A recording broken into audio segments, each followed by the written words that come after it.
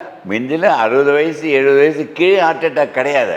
So cholesterol தான் உன்னை காப்பாற்றி கொண்டே நிறைய பேர் அதே கொலஸ்ட்ரால் தான் கொல்லவும் செய்கிறது. இப்போ பாருங்களேன், ஜிம்மில் போய் நிறைய பேர் இறக்கிறத கேள்விப்பட்டீங்களா? இந்த ஃபாஸ்ட் ஃபுட்டுன்னு எல்லாத்தையும் டிரான்ஸ் ஃபேட்டி ஆசிட் இருக்குதுங்க. பசிக்கு மட்டும் சாப்பிடுங்க, ருசிக்குன்னு சாப்பிட்டீங்கன்னா வியாதிகள் எல்லாம் வந்துடும். நல்லா தூங்கணுங்க, குறைஞ்சது குழந்தைங்கள 8-9 மணி நேரம் தூங்கணும். இதெல்லாம் பண்ணலைன்னா உயிர் போயிடும்.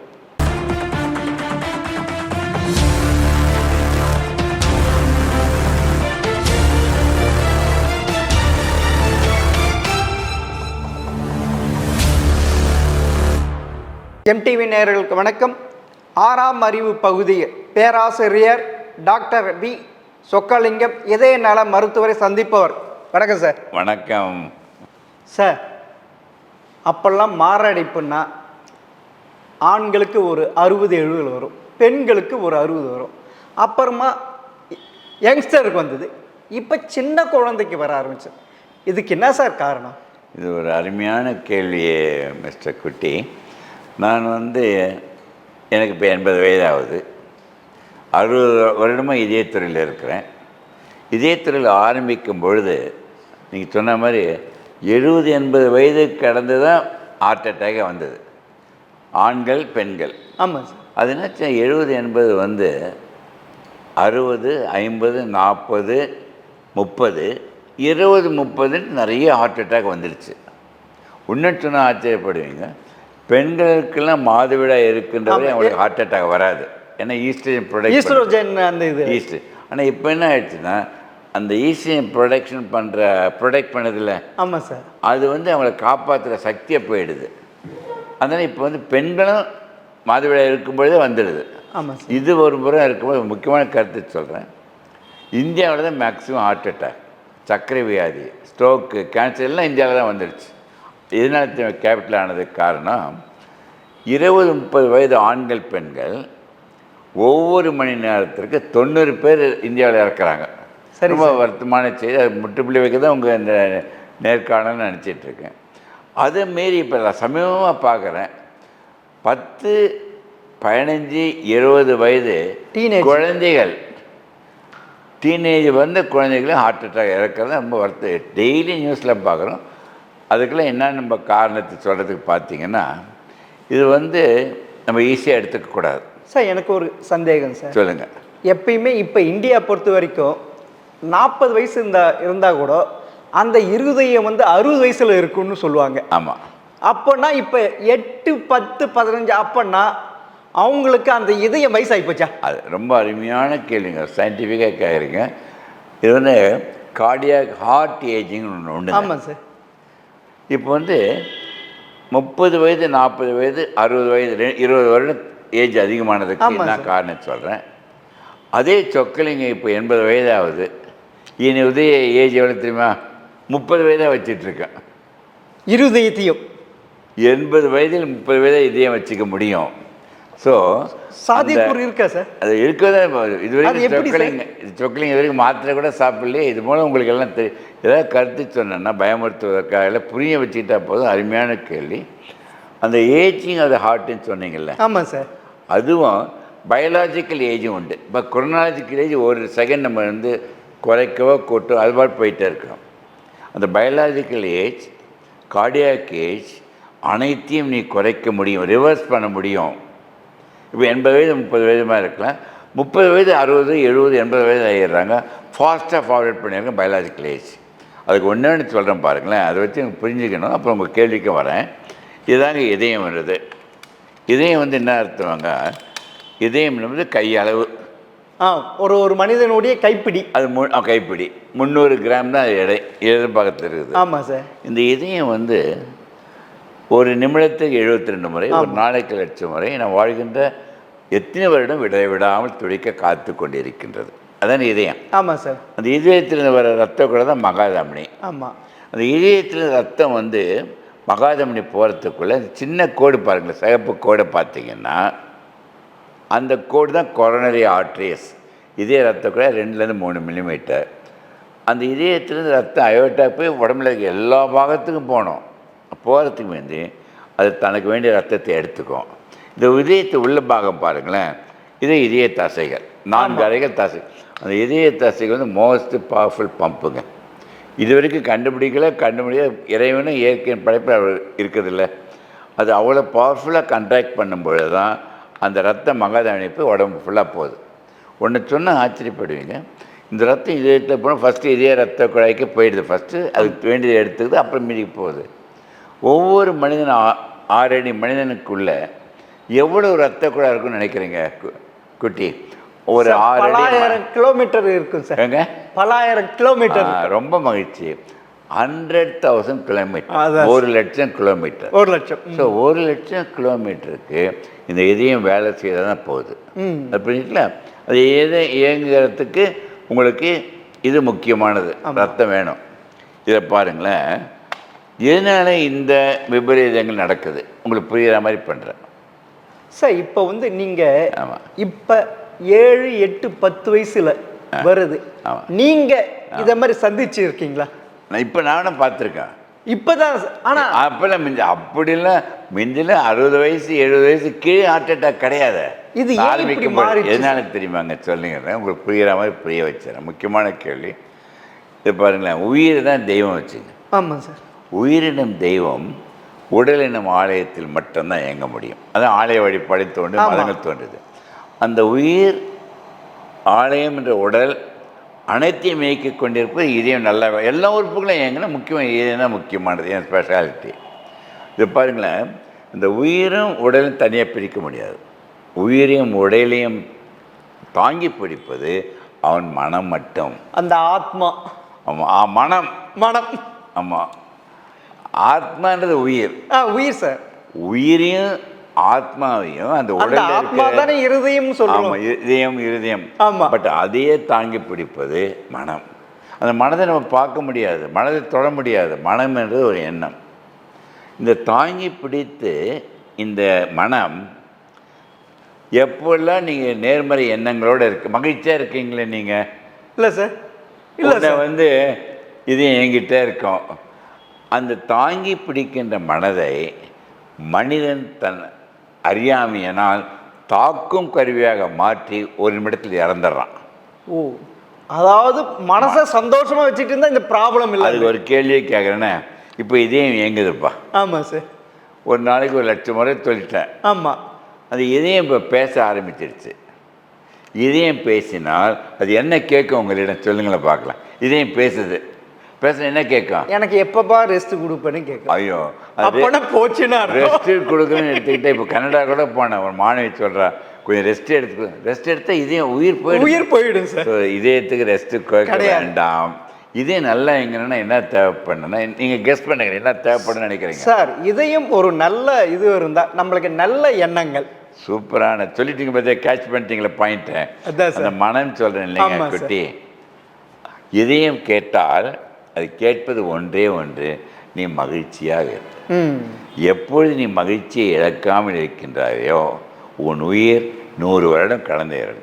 மகிழ்ச்சியை இழக்கும்போது ஒரு நொடியில் நீயே இழந்துருவே. அதான் அடிக்கடி சொல்கிறேன், மகிழ்ச்சி என்பது கொடுப்பதில் தான். என்னோடய அறிவாக இருக்கட்டும், நேரமாக இருக்கட்டும், உழைப்பாக இருக்கட்டும், பணமாக இருக்கின்றோம், கொடுக்கின்ற இடத்துல இருந்தால் மகிழ்ச்சி குறையாது. வாங்குகிற இடத்துல போயிடுச்சுன்னா மகிழ்ச்சி குறைய வாய்ப்புகள் உண்டு. கொடுப்பதில் மகிழ்ச்சி என்றால் அதை விட பல மடங்கு மகிழ்ச்சி விட்டு கொடுப்பதில்.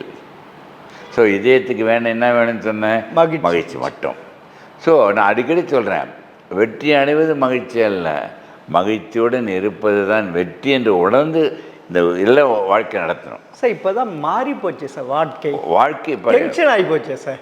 நீ டென்ஷன் வார்த்தையை யூஸ் பண்ணால் படிப்பில் டென்ஷன், வேலையில் டென்ஷன் ஆனாவே ஹைப்பர் டென்ஷன் வந்துடும், உயர ரத்த அழுத்தம், உங்கள் உயிரை போயிடுமே. அதான் அடிக்கடி சொல்கிறேன், செய்கின்ற தொழிலை தெய்வமாக நினை. எதுவாக இருக்கட்டும், படிக்கட்டும், விளையாட்டு, எதுவுமே தெய்வ சக்தி ஒன்று. அதான் work is worship, work as worship. ஆனால் இப்போ எல்லாருக்கும் சொல்கிறேன், ஒர்க் அண்ட் லைஃப்பை நீங்கள் கரெக்டாக பேலன்ஸ் பண்ண தெரிஞ்சுக்கணும். ஏன்னா இதையும் வேண்டியது வந்து மகிழ்ச்சி மட்டும்தானே. ஒன்றுமே இல்லை, மகிழ்ச்சியாக இருக்கும் பொழுது என்டார்ஃபின் என்ற ஹார்மோன் சுரக்குதுங்க. அந்த என்டார்ஃபின் ஹார்மோன்னா தெரியுமா? Most powerful neurotransmitter happy hormone. Endorphin சுரந்துட்டு மகிழ்ச்சி வராது. குறையவே மகிழ்ச்சியை வந்து குறையவே குறையாது என்டார்ஃபின். என்டார்ஃபின் என்ன தெரியுமாங்க குட்டி? மார்ஃபின் போட்டுக்கிறாங்களே இப்போ அடிக்ட் ஆகிறாங்களா, மார்ஃபின், ஓபியம், எல்லா ட்ரக்ஸ் எல்லாம் அது வெளியில் போடும்பொழுது உன்னை கொண்டு விடுகிறது. அதே உள்ளே சுரக்கின்ற மார்ஃபின் தான் என்டார்ஃபின். நீ என்டார்ஃபினை எப்பொழுதெல்லாம் நீ சுரங்க வைத்து கொண்டிருக்கின்றாயோ விலை மதிக்க முடியாத உயிரை காப்பாற்றப்போது மகிழ்ச்சி என்டார்ஃபின் அந்த இதனால உங்களுக்கு எல்லாமே இயங்கிட்டு இருக்குது. சரி, உங்கள் பாயிண்ட்டுக்கு வரேன். இப்போ ஏன் இப்போ வந்து சின்ன வயசுல இறக்குறாங்க? அதான் முக்கியமான கேள்வி. அதாவது மாரடைப்பே வந்துடுது. இதையுமே கோளாறுதால இந்த சிறு வயதில், அதுவும் 10, 12, 18 ஆண் பெண்கள் நிறைய நியூஸில் பார்க்குறோம். அப்படி இப்படியே இப்போ ஈசல் மாதிரி இறக்குறாங்க. அதுக்கு என்ன தெரியுமாங்க காரணம்? குழந்தைகிட்ட அதுக்கு மிஞ்சி வரத்துக்கு ஒரு காரணம் சொல்கிறேன். அந்த ஊன்னு ஒன்று சொன்னேன்ல. ஆமாம் சார். உயிர், உடல் 3 ஊக்களாக வச்சுருக்கேன். அந்த 3 ஊக்கள் என்ன தெரியுமா சொல்கிறேன் நேயர்களுக்கு அனைவரும் நீங்களும் கூடயே சொல்லுங்கள். உணர்வு, உணவு, உடற்பயிற்சி. இந்த 3 ஊக்களை 60 வருடமாக சொக்கலிங்கம் 3 மந்திரங்களாக சொல்லிகிட்டு இருக்கேன். நேர்கள் அனைவரும் கடைப்பிடிச்சிடணும், குழந்தைங்களாம் கடைப்பிடிக்கணும். இப்போது இந்த முனை என்பது கருவறை, இந்த முனை என்பது கல்லறை. மனிதன் அமைதியாக இருப்பது கருவறையிலும் கல்லறையிலும் தான் அமைதியாக இருக்கிறான். இடையில் இருக்கின்ற கோடு தான் நம் வாழ்க்கை. அது நம் கையில், நம்பிக்கையில், தன்னம்பிக்கையில், மூட நம்பிக்கை அற்று வாழும் பொழுது ஞாபகம் வச்சுங்க. இந்த 3 மந்திரங்கள் மாதிரி சொன்னேன், அதையும் கடைப்பிடித்தால் இந்த இடைவெளி என்ற கோட்டை பாருங்களேன், இதை நீங்கள் கூட்டிக் கொண்டே போகலாம். சொக்கலிங்க பேச்சு கேட்க மாட்டேன்னு சொன்னால் குறைந்து 20 வயது, 15 வயது, 10 வயது, அது கூட்டிக்கொண்டு வயதை கூட்டிக்கொண்டே போயிடலாம். வாழ்நாளை கூட்டிக்கொண்டே போயிடலாம். வாழ்நாளை கூட்டும் பொழுது அந்த 3 மந்திரங்களை கடைபிடிக்கும் பொழுது ஹார்ட்டுடைய ஏஜை வேகமாக குறைத்து விடலாம். So biological age, heart age என்பது சொக்கலிங் இது வரைக்கும் மாத்திரையே சாப்பிடல, வயதை குறைத்து கொண்டிருப்பது. இந்த 3 தாரக மந்திரங்களை எப்போ எம்பிபிஎஸ் முடிச்சுன்னு 21 வயதில் 60 வருடம் நான் கடைப்பிடிச்சிட்ருக்கேன். அது கடைப்பிடிக்க தவறி இருந்தால் சொக்கலிங்கம் 30-40 வருஷத்துக்கு வந்து இறந்துருப்பேன். இல்லை, உங்களை 80 வயசு மாதிரி பார்க்க தெரியல. எல்லாம் இப்போ நியூயார்க் போயினேன், மேடையில் போனோடனே 80 இயர்ஸ்ன்னு சொன்னேன். உடனே ஒரு லேடி ஸ்டூடெண்ட்டு, ஸோ அவங்க பர்த் சர்டிஃபிகேட்டை பார்க்கணுன்றாங்க. ஸோ நீ எப்பொழுது மகிழ்ச்சியாக இருக்கின்றாயோ வயது கூடாது, வயதை குறைக்க முடியும், ஹார்ட் ஏஜ். ஸோ அந்த 3 மந்திரம் தான் முக்கியமாக போச்சு இல்லைங்க. இப்போ உங்கள் பாயிண்ட்டுக்கு வரேன். ஏன் இந்த சிறு குழந்தைகள் வருதுன்னு பார்த்தீங்கன்னா ரொம்ப ஆச்சரியப்படுவீங்க. இந்த குழந்தைகள்லாம் என்ன ஆகுதுன்னா, இந்த இப்போ டென்ஷன் சொல்கிறாங்களே, பியர் ஸ்ட்ரெஸ், கூட இருக்கிற ஸ்டூடெண்ட்ஸு, பெற்றோர்கள், ஆசிரியர்கள் அவங்கள போய் மென்டல் டென்ஷனை உண்டு பண்ணிடுறாங்க. எல்லாமே பண்ணணும்னு சொல்லி பசங்க படிக்கிற கவனத்திலேருந்து என்ன ஆகிடுது, டென்ஷனோடு படிக்க ஆரம்பிச்சுறாங்க. இந்த டென்ஷனும் ஆகுது, விளையாட்டு கிடையாது, உடற்பயிற்சி கிடையாது, எதுவுமே கிடையாது, படிப்புன்னு சொல்லி அந்த ப்ராசஸ்லேயே இறந்துறாங்க. என்ன தெரியுமா அதுங்க, டென்ஷன் ஆகுறதையும் வச்சுங்க. மகிழ்ச்சியாக இருந்தால் என்டார்ஃபின் கூடுது, டென்ஷன் ஆனால் அட்ரினலின் ஒரு ஹார்மோன் கூடுங்க. ஆமாம், மூளையில் நியூரல் அட்ரினலின், ஆமாம், கிரெல்லின்ட்டு ஒரு ஹார்மோன் கூடிடும். அது கூடிச்சுன்னா என்ன ஆகிடுதுன்னா, இந்த குழந்தைங்க என்ன ஆகிடுதுன்னு தெரியுமா, பியர் ப்ரெஷர் டென்ஷனில் இது பாருங்கள், ஆச்சரியப்படுவீங்க. அந்த ப்ரெஷரில் அவங்க பசி ரொம்ப வேகமாக தூண்டும். அதுவும் ஃபாஸ்ட்டு ஃபுட்டு தான் சாப்பிட தோணும், ஃபேட்டான ஃபுட்டு தான் சாப்பிட தெரியும். இந்த குழந்தைங்கள்லாம் இன்ஃபென்டல் ஒபேசிட்டி ஆகிடுச்சிங்க. உடல் பருமனுக்கு காரணம் மனம். அந்த ஃபாஸ்ட் ஃபுட்லாம் சாப்பிட்டு தான் உடல் பருமன் ஆகணும்னு என்ன ஆகிடுவான், பருமனான மனிதன் அவன் சோம்பேறி ஆகிடுவான், உடற்பயிற்சி செய்யவே பிடிக்காது. அதோடு என்ன ஆகுதுன்னா, இது சைக்கிளில் போகும்போது குழந்தைங்க என்ன நினச்சிக்கிறாங்க, ஸ்மோக்கிங் பண்ணுறதோ, ட்ரிங்க்ஸோ, அடிக்ஷன் ட்ரக்ஸோ மகிழ்ச்சியை கொடுக்குதுன்னு அதில் மாட்டிக்கிறாங்க. இந்த சைக்கிள் கம்ப்ளீட் ஆகிற இது கண்டினியூ ஆகும்போது என்ன தெரியுமாங்க குட்டி, உடனே ரத்தத்தை கொலஸ்ட்ரால் கூடுது, ரத்தத்தில் சுகர் கூடுது, ரத்தத்தில் ப்ரெஷர் கூடுது. இதில் 15 வயசு 16 வயசு குழந்தைங்களுக்கு கூடிடுது. அந்த சைக்கிள் வருதில்லை. ஸோ மனம், எண்ணம், வாழ்க்கை முறை, அது வந்து நிறுத்தி போய் எல்லாம் நிறுத்தி வைக்கிறதில்ல. அப்போ வரும்பொழுது ஒன்று பார்க்குறேன், நான் சொன்னால் பாருங்கள் ஆச்சரியப்படுவீங்க. இதை வச்சு எல்லாம் புரிய வைக்கிறேன். இதை பாருங்களேன், இதுதான் இதய ரத்த குழாய் 2 மில்லிமீட்டர் மேக்னிஃபை பண்ணி காட்டியிருக்கேன். இதை பாருங்கள், இந்த இதய ரத்த குழாயில் ரத்தத்தில் ஆக்சிஜன் இருக்கணும், ஆமாம், சுகர் இருக்கணும், கொலஸ்ட்ரால் முக்கியமாக இருக்கணும். அது நல்ல கொலஸ்ட்ரால் கெட்ட கொலஸ்ட்ரால், எந்த கொலஸ்ட்ரால் இருக்கட்டாங்க, கொலஸ்ட்ரால் ஒன்று இருந்துகிட்டே இருக்கட்டும். அந்த கொலஸ்ட்ரால் நீங்கள் எடுத்துகிட்டு வச்சுங்க, அடுத்த நொடி இதே நின்றுடும். ஸோ கொலஸ்ட்ரால் தான் உன்னை காப்பாற்றி கொண்டே நிறைய பேர் அதே கொலஸ்ட்ரால் தான் கொல்லவும் செய்கிறது. கொலஸ்ட்ரால் வந்து காத்து கொண்டு இருக்கு, உங்களை காப்பாற்றுது இல்லை. எப்பெல்லாம் நீ நெகட்டிவ் ஸ்ட்ரெஸ் போகிறீங்களோ புரிஞ்சுங்க, உடனே இந்த கொலஸ்ட்ரால் கொஞ்சம் கொஞ்சம் வெள்ளையாக பாருங்களேன், வெள்ளையாக தெரியுது பார்த்தீங்களா? ஆமாம் சார், படியுது போய். ஸோ கொலஸ்ட்ரால் ரத்த குழாய் படிவதற்கு ஒரே ஒரு காரணம், நீ மகிழ்ச்சி இழப்பதால், அட்ரினல் கூடுவதால், கார்டிசால் கூடுவதால் படிஞ்சிடுது. ஆனால் அது படிஞ்சு 80-90% அடைப்பு வரத்துக்கு அவனுக்கு 15 வருஷம் 20 வருஷம் கூட ஆகும். அப்பயும் இந்த வயசில் இறக்குறாங்க. அதான் முக்கியமான. ஆமாம் சார், அதுதான் கேட்குறேன். ஸோ அதில் பாருங்களேன், முக்கியமானது எல்லாருக்கும் புரிய வைக்கிறேன். இதை பாருங்களேன், அந்த லைனிங் பார்த்தீங்கன்னா ஸ்மூத்தாக இருக்குது பார்த்தீங்கன்னா, சிகப்பு. ஆமாம் சார். அந்த லைனிங்கில் வந்து சின்ன கிராக் வரும். அந்த கிராக் வந்தோடனே என்ன ஆகிடுது தெரியுமா? பாருங்கள், முக்கியமாக அந்த இரத்த குழாயில் ரத்தம் உறைந்து விடும். அந்த ரத்தம் உறையிறது 2 நிமிடம். அந்த ரத்தம் உறையிறதுக்கான கிராக்கு, அந்த கிராக் வந்து உடைஞ்ச உடனே ரத்த குழாய் டக்குன்னு ரத்தம் போயிடுது, ரத்தம் இதே இப்போ நின்றுடுது. முன்ன ஒன்று என்ன ஆகுதுன்னா ஹார்ட் அட்டாக்கில் வந்து இறந்துடுறாங்க. அதை விட பாருங்களேன், இதுதான் இதே ரத்த குழாய் வச்சிங்களேன், இப்படி இருக்க வேண்டிய டென்ஷன் ஆனால் வேகமாக சுருங்கும். ஸோ 3 தாங்க ஹார்ட் அட்டாக் காரணம். ரத்த குழாய் அடைப்படுறது, ரத்த குழாயில் ரத்தம் உறைவது, ரத்தம் சுருங்குவது. ஆனால் அடைப்படுவதற்கு 15-20 வருஷம், அப்போ 10 வயசு இறக்க முடியாதுல்ல. அவங்களே எப்படி சார் அது இறக்கிறது? கிளாட்டிங்னால. இது உணவு தான் மெயின். உணவு இல்லை, மென்டல் வரி தான். இது பாருங்களேன், கிளாட் ஆகிடுதுன்னு சொன்னல, வேகமாக சுருங்குதில்லை. அடைப்படுதல், ரத்தம் உறைதல், ரத்த குழாய் சுருங்குவது, 3ம் 100க்கு 100 தடுக்க முடியும். நீ வந்து மகிழ்ச்சியாக இருந்து என்டார்பினை சுரந்துக்கிட்டு இருந்தீங்கன்னா. ஸோ எந்த நிலையிலையும் நீ மகிழ்ச்சி இழக்கக்கூடாது. மகிழ்ச்சியை இழந்தால் ஒரு நொடியில் நீ இறந்துடுவேன். அதுதான் அடிக்கடி சொல்கிறேன், ஒரு மனிதனுக்கு இழப்பு என்பது தன் உயிர் பிரிவது மட்டும். அது 100 வருஷம் கழித்து பிரியட்டுமேன்னு சொல்லிகிட்ருக்கேன். நான் சொல்லிதான் புரியுங்களா? ஸோ இந்த அடைப்படுவதும் ஒரு காரணம் குழந்தைங்களுக்கு. ஆனால் அடிக்கடி இப்போ பார்க்குறது என்ன தெரியுமா காரணம்? நீங்கள் சொன்னால் ஆச்சரியப்படுவீங்க. அந்த 3 மந்திரத்தை விட்டுடுறாங்க, ஒரே டென்ஷனாக இருக்கேன், இதெல்லாம் வந்துடுது இல்லை சார். இது குழந்தைகளுக்கு சாத்தியமா சார்? இது குழந்தைகளுக்கு சாத்தியம். அருமையானது பாருங்களேன். குழந்தைகளை பார்த்து நீ சொல்லிக் கொடுத்தா அவங்களுக்கு புரியாது. தயவுசெய்து பெற்றோர்கள் நான் சொல்லுகின்ற வாழ்க்கை முறையை கடைப்பிடித்தால் குழந்தைங்களை பார்த்து ஃபாலோ பண்ணிக்கோங்க. நான் சொல்லி பார்த்தீங்களா, சில குழந்தைகள் பிறக்கும் பொழுது அந்த இரத்த குழாயில் கொரோனரி ஆர்டரிஸ் அப்நார்மலாக பிறக்கும். அது விட்டுடுங்க, இந்த கார்டியாக் மசில் முக்கியமாக சொல்ல விரும்புகிறேன். குழந்தைங்கள செக் பண்ணிடணும்.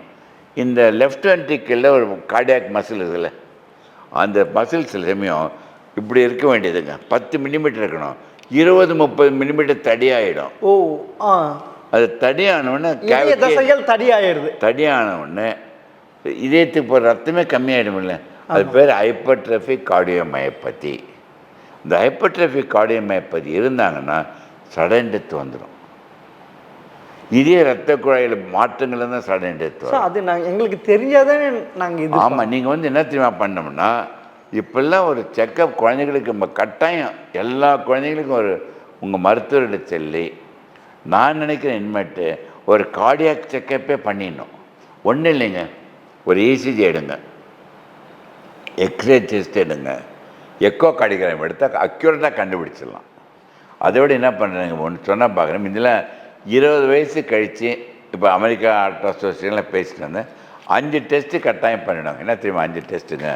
Blood sugar, blood cholesterol, blood pressure, ECG, X-ray chest, echocardiogram. 6வது இப்போ சேர்த்துட்டேன். இது குழந்தைகளுக்கும் பண்ணிட்டதும் பெட்டர். இப்படி தடுக்க முடியாது இதை. சார் இப்போ பரம்பரையாக இருக்கிறோம் அவங்களும் அவன் பரம்பரையாக வர முன்னெச்சரிக்கை வேணும் இல்லை சார்? கட்டாயம் பரம்பரையாக வர்றதுக்கு வியாதிகள் உண்டு. அது அதுக்கும் கண்டுபிடிச்சி அது மருந்துகள் கொடுத்து சரிப்படுத்திடலாமே. ஸோ முக்கியமாக ஒன்று சொல்ல பாருங்களேன். ஸோ ரத்த குழாய் உறையிறது, ஆமாம், ரத்தத்தில் ரத்தம் ரத்த குழாய் வந்து பிறவிலே ஒரு மாறுபட்டு வர்றது, அந்த ஹைப்பர்ட்ரோபி கார்டியோமயோபதின்னு சொல்கிறது.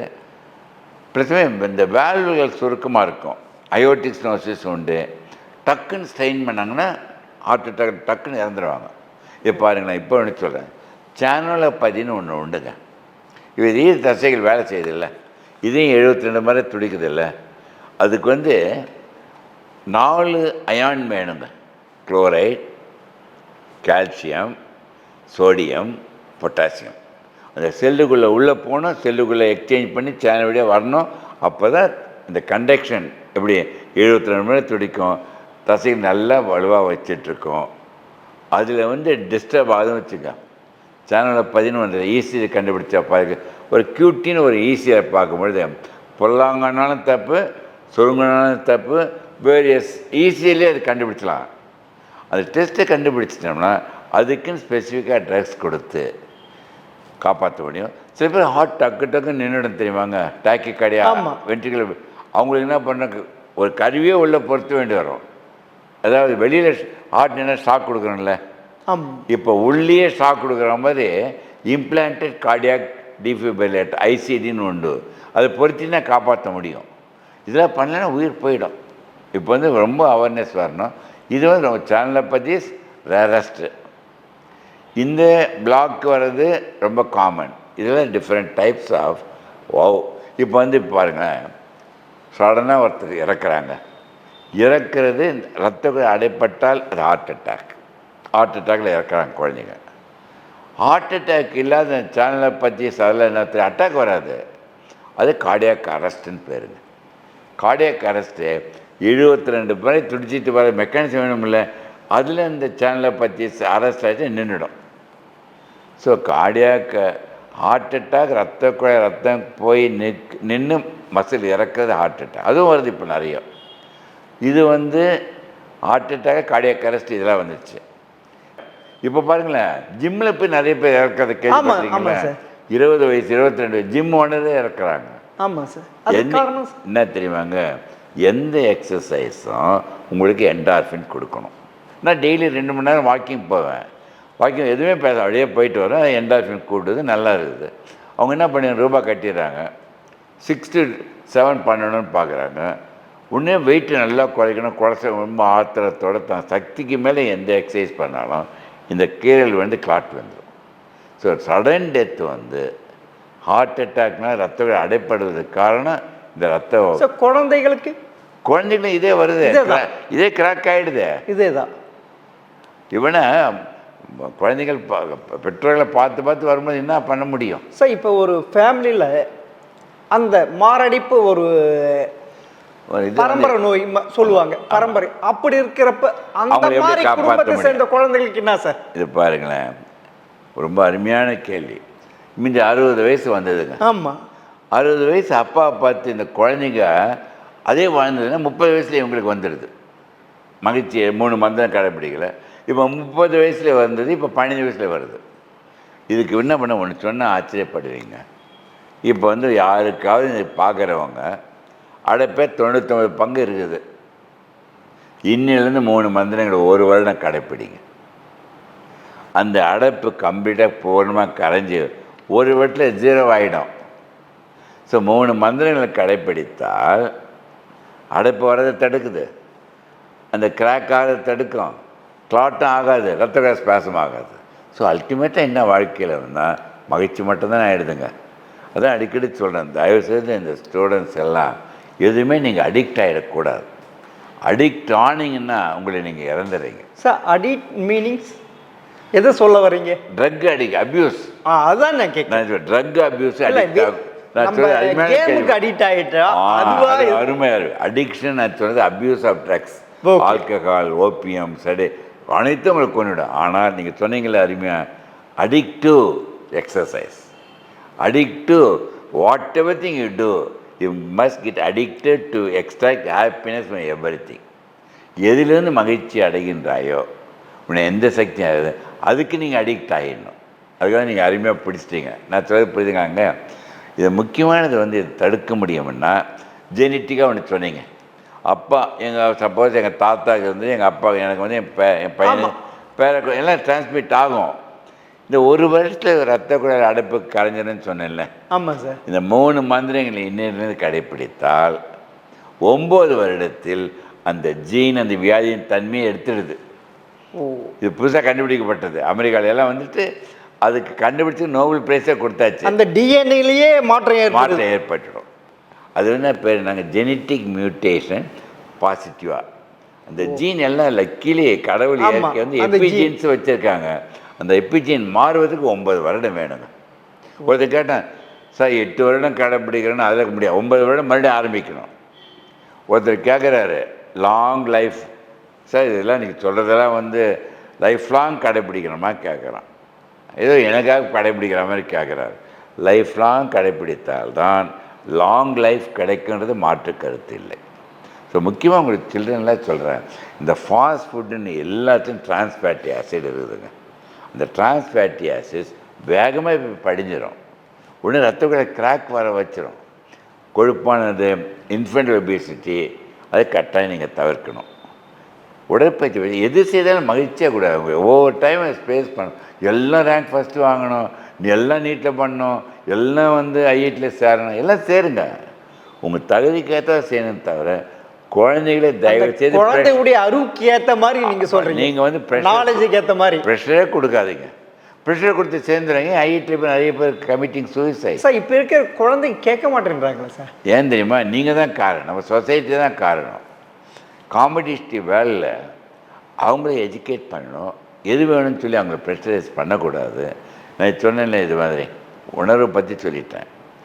உணவு பார்த்திங்கன்னா ஒரு பிளேட் எடுத்துங்களேன், 1/2 பிளேட்டு காய்கறி பழங்கள் மட்டும்தான் இருக்கணும், 1/4 பிளேட்டு அரிசி கோதுமை. எப்போ அரிசி கெடுதலோ அதே அளவு கோதுமை, 1/4 அளவு கார்போஹைட்ரேட், 1/4 அளவு ப்ரோட்டீன். அதில் வந்து நீங்கள் வந்து ஃபேட் கொஞ்சம் சேர்த்துக்கலாம். நட்ஸில் எந்த நட்ஸ்லையும் கொலஸ்ட்ரால் கிடையாது, புரிஞ்சுங்க. இந்த நட்ஸை தோலோடு சாப்பிடுங்க, அதிகம் சாப்பிடக்கூடாது. அதான் அடிக்கடி சொல்கிறேன், ஒரு நாளைக்கு தண்ணீர் 2-3 லிட்டர் குடிக்கணுங்க. தண்ணீர் குடிக்கிறதில்ல. உப்பு வந்து 5 கிராமுக்கு மேலே இருக்கக்கூடாது. அவங்க 15 கிராம், எல்லாம் சால்ட்டட் ஃபுட்டு. ப்ளஸ் ஆயிலை வந்து ரொம்ப கம்மியாக சாப்பிடும். அது அடிக்கடி சொல்கிறேன், ஆயிலை குறைத்து உங்கள் ஆயிலை கூட்டிக் கொள்ளுங்கள். இது முக்கியமாக சொல்ல விரும்புகிறேங்க. நீங்கள் வந்து சாப்பிடும்பொழுது என்ன தெரியுமாங்க, ஃபுல் வயிறு சாப்பிடாதீங்க. குழந்தைங்க சாப்பிடலாம் அரை வயிறு. ஆமாம், அதை விட 1/4 வயிறு குடிக்கிற தண்டி, 1/4 வயிறு காலியாக இருக்கட்டும். காய்கறி பழங்கள் நல்லா சாப்பிடுங்க. இரவு வந்து தூங்குறதுக்கு முந்தைய 3 மணி நேரத்துக்கு முந்தைய சாப்பிட்டுடணும். காலை உணவு நன்று, மதிய உணவு கம்மி, இரவு உணவு மிக மிக கம்மியாக சாப்பிட்டீங்கன்னா ரொம்ப ஹெல்த்தியாக இருக்க முடியும். இது குழந்தைகளுக்கும் பொருந்தும், குழந்தைகளுக்கும் நல்ல, மற்ற பேருக்கும் பொருந்தும். இது அடல்ட்ஸுக்கு கட்டாயம். ஓகே, அடல்ட்ஸ் கேட்குறவங்க என்ன, பெற்றோர்கள் 3 வேளை சாப்பிடுவது 2 வேளை சாப்பிடுங்க. சொக்களுக்கு இது வேலையில்லாத போயிடும். அதான் அடிக்கடி சொல்லிகிட்டு இருக்கேன், பசிக்கு மட்டும் சாப்பிடுங்க. ருசிக்குன்னு சாப்பிட்டீங்கன்னா வியாதிகள் எல்லாம் வந்துடும். உடற்பயிற்சி இந்தியாவையாமல் ஆக்கிக்கணும். அதுவும் அளவுக்கு மீறியக்கூடாது. அளவு மீறி அது உடற்பயிற்சி. ஆமாம், நடத்தல், நீந்துதல், ஓடுதல், சைக்கிள் ஓட்டுதல், ஏதாவது ஒரு எக்ஸசைஸ், டான்ஸு கூட, எல்லாமே அதெல்லாம் ஒரு நல்ல. சரி, இப்போ நான் இதே துறையில் 8வது மாடியில் தலைவராக இருக்கிறேன். நல்லா தூங்கணுங்க. குறைஞ்சது குழந்தைங்களே 8-9 மணி நேரம் தூங்கணும். நம்ம எல்லாம் 7 மணி நேரம் தூங்கணும். படுத்த உடனே 7 நிமிடத்தில் தூக்கம் வந்து 7 மணி நேரம் தூங்கினா வியாதி இருக்காது. சார், இந்த அறிகுறிகள், ஆமாம், குழந்தைகளுக்கு இந்த அறிகுறிகள் எப்படி பேரண்ட்ஸை தெரிஞ்சுக்கிறது சார்? கம்ப்ளீட்டாக checkup. First attack heart attack ஆகிடுமே.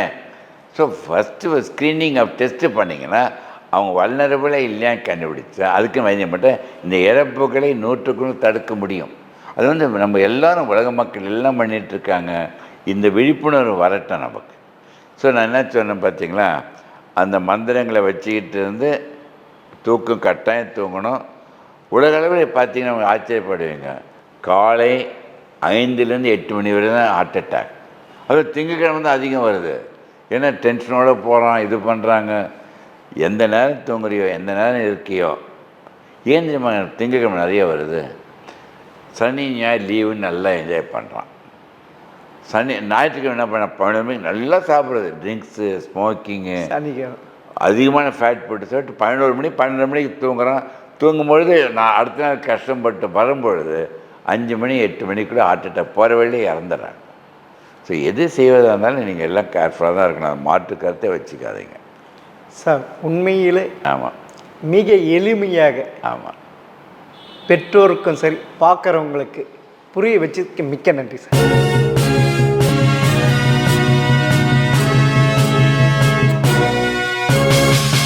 உடனுக்குடன் அப்டேட் தெரிந்து கொள்ள ஜெம் டிவி தமிழ் ஆப்பை இன்ஸ்டால் செய்யவும்.